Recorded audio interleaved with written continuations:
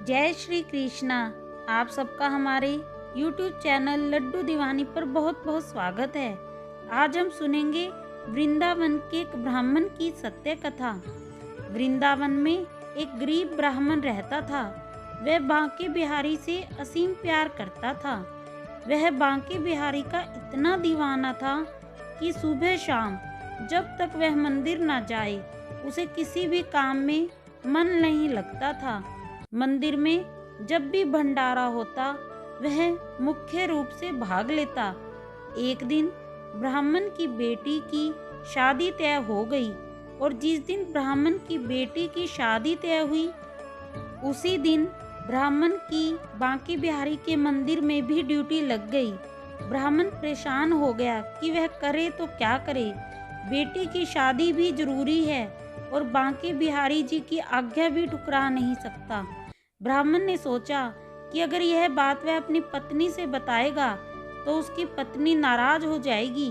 वह कहेगी कि कोई क्या अपनी बेटी की शादी भी छोड़ता है।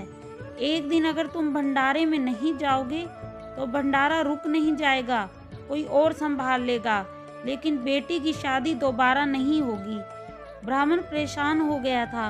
वह जानता था कि कुछ भी हो जाएगा उसकी पत्नी उसे भंडारे में जाने नहीं देगी, लेकिन उसका मन नहीं मान रहा था। वह अपने बांके बिहारी से नजरें नहीं चुरा सकता था, तो उसने अपनी बेटी की शादी के दिन ही अपने घर में बिना बताए चुपचाप समय से पहले ही मंदिर पहुंच गया। मंदिर में जाकर प्यार से सबको भंडारा खिलाया और शाम होते ही जल्दी से घर वापस पहुंचा, क्योंकि बेटी की शादी में भी पहुंचना था। लेकिन ब्राह्मण को पहुंचते पहुंचते देर हो चुकी थी और बिटिया की शादी होकर विदाई भी हो चुकी थी। वह घर पहुंचा तो उसकी पत्नी उसे बोली, आओ चाय पी लो, बहुत थक गए होंगे।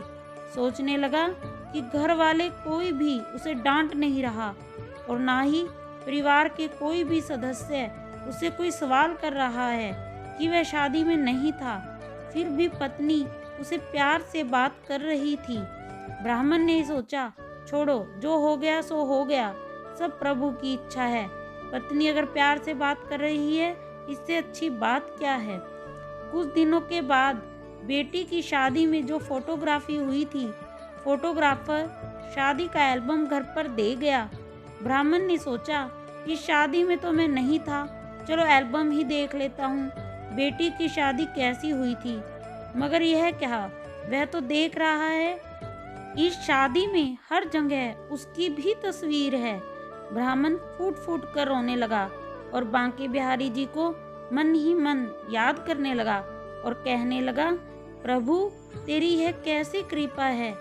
अगले दिन वह बांके बिहारी जी के मंदिर गया और मंदिर में जाकर खूब रोया और बांके बिहारी जी से कहने लगा, चाहे कुछ भी हो जाए, अब मैं तुम्हारी नियमित रूप से सेवा करता रहूँगा।